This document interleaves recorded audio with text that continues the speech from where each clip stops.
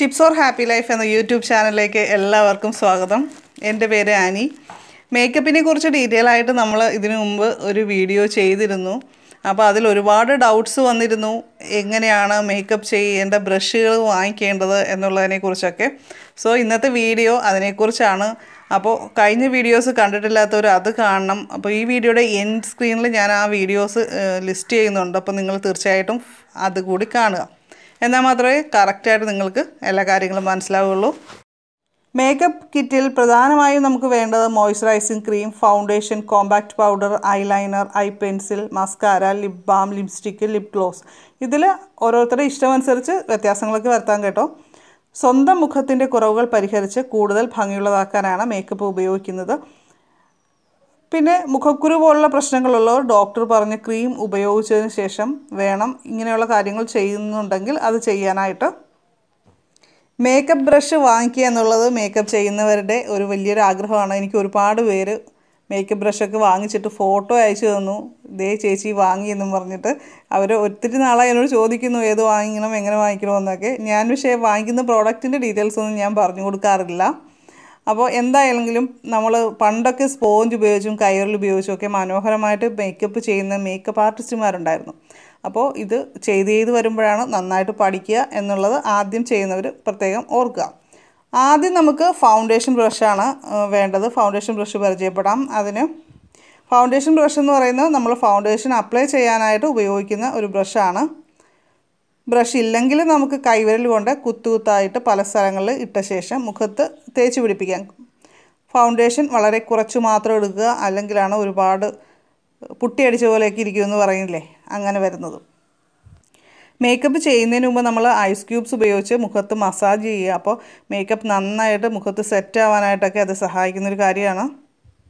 അതേപോലെ ഫൗണ്ടേഷൻ നമ്മുടെ ലിപ്സിലും അപ്ലൈ ചെയ്യാം. അപ്പോൾ ലിപ്സ്റ്റിക്ക് ലാസ്റ്റ് ചെയ്യും. ഇനി നമുക്ക് നോക്കാനാണെങ്കിൽ പൗഡർ ബ്രഷ് അതെന്തിനു വേണ്ടി യൂസ് ചെയ്യുന്നത് വെച്ചാൽ ഫൗണ്ടേഷൻ പുരട്ടിയ ശേഷമാണ് നമ്മൾ കോമ്പാക്റ്റ് പൗഡർ അല്ലെങ്കിൽ ലൂസ് പൗഡറൊക്കെ ഉപയോഗിക്കുന്നത്. അപ്പോൾ അത് ചർമ്മത്തിൻ്റെ തിളക്കം കൂട്ടാനായിട്ട് ഉപയോഗിക്കുന്നതാണ്. അപ്പോൾ അത് അപ്ലൈ ചെയ്യാനായിട്ട് പൗഡർ ബ്രഷ് ഉപയോഗിക്കാം.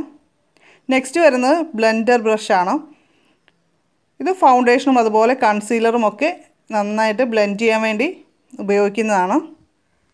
കൺസീലർ ബ്രഷ് എന്ന് പറയുന്നത് എന്താണെന്ന് ഒരുപക്ഷെ നിങ്ങൾക്ക് പിടിയിട്ടിട്ടുണ്ടാകില്ല. നമ്മുടെ കണ്ണിൻ്റെ അടിയിൽ, അതായത് ഡാർക്ക് സർക്കിളൊക്കെ ഉള്ള സ്ഥലങ്ങളിൽ അതൊക്കെ മറക്കാൻ വേണ്ടിയിട്ട് നമ്മൾ ഉപയോഗിക്കുന്നതാണ് കൺസീലർ. അപ്പോൾ അതിന് അപ്ലൈ ചെയ്യാനായിട്ട് ഏറ്റവും നല്ല കൺസീലർ ബ്രഷാണ്.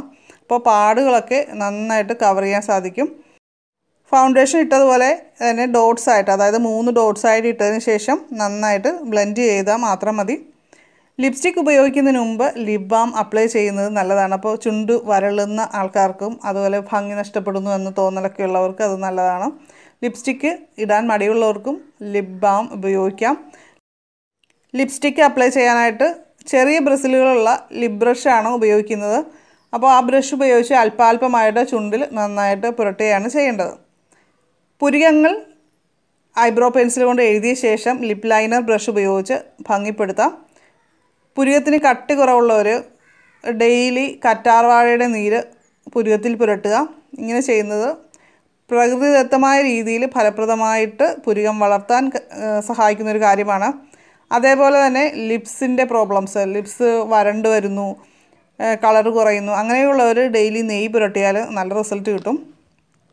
ഐ ഷാഡോ ബ്രഷ് കൊണ്ട് കൺപോളയ്ക്ക് മുകളിൽ ഐ ഷാഡോ പുരട്ടി നന്നായിട്ട് ബ്ലെൻഡ് ചെയ്യാം. അപ്പോൾ അത്യാവശ്യം ബ്രഷുകളൊക്കെ നമുക്ക് മനസ്സിലായല്ലോ. ഇപ്പോൾ നമ്മുടെ കയ്യിൽ ഒരു ബ്രഷ് ഇല്ല എന്ന് കരുതി വിഷമിക്കേണ്ട. ഏകദേശം സെയിം സൈസൊക്കെയുള്ള ബ്രഷ് ഉപയോഗിച്ച് അഡ്ജസ്റ്റ് ചെയ്യാം. ബ്രഷ് ഓരോ പ്രാവശ്യം ഉപയോഗിച്ചതിന് ശേഷം ക്ലീൻ ചെയ്ത് തന്നെ വെക്കാനായിട്ട് പ്രത്യേകം ശ്രദ്ധിക്കുക.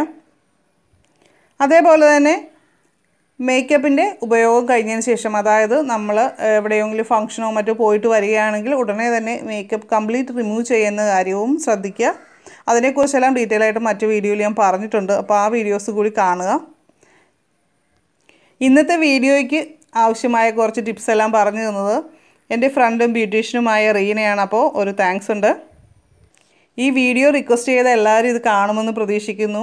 അപ്പോൾ നിങ്ങൾ ക്വസ്റ്റ്യൻസ് അയച്ചു കഴിഞ്ഞാൽ ഉടനെ തന്നെ നിങ്ങൾക്കുള്ള വീഡിയോസ് എനിക്ക് അപ്ലോഡ് ചെയ്യാൻ ഒരുപക്ഷെ സാധിച്ചെന്ന് വരില്ല. അതുകൊണ്ട് നിങ്ങൾ മറ്റു വീഡിയോസിനാണെങ്കിലും കമൻറ്റ് ഇടുക. അതേപോലെ തന്നെ ചാനൽ സബ്സ്ക്രൈബ് ചെയ്യുക. നോട്ടിഫിക്കേഷൻ കിട്ടുന്നതിനായിട്ട് ബെൽ ബട്ടൺ ക്ലിക്ക് ചെയ്യുക. അപ്പോൾ ഞാനിടുന്ന വീഡിയോസിൻ്റെ മെസ്സേജുകളെല്ലാം നിങ്ങൾക്ക് വന്നുകൊണ്ടിരിക്കും. അപ്പോൾ നിങ്ങൾക്ക് റെഗുലറായിട്ട് കണ്ടാൽ മാത്രമേ ഈ നോട്ടിഫിക്കേഷനൊക്കെ കറക്റ്റായിട്ട് വർക്ക് ചെയ്യുന്നുള്ളൂ. ഇപ്പോൾ വീഡിയോ ഇഷ്ടമായാൽ ലൈക്ക് ചെയ്യുക. അതോടൊപ്പം നിങ്ങളുടെ ഫ്രണ്ട്സിനും ഇതൊന്ന് ഷെയർ ചെയ്ത് കൊടുക്കുക. എൻ്റെ ഫേസ്ബുക്ക് പേജിൻ്റെ പേര് ടിപ്സ് ഓർ ഹാപ്പി ലൈഫ് എന്ന് തന്നെയാണ്. അപ്പോൾ ആ പേജ് ലൈക്ക് ചെയ്തിട്ടില്ലാത്തവർ ലൈക്ക് ചെയ്യുക. അപ്പോൾ നമുക്ക് മറ്റൊരു വീഡിയോയുമായിട്ട് വീണ്ടും കാണാം. നന്ദി, നമസ്കാരം.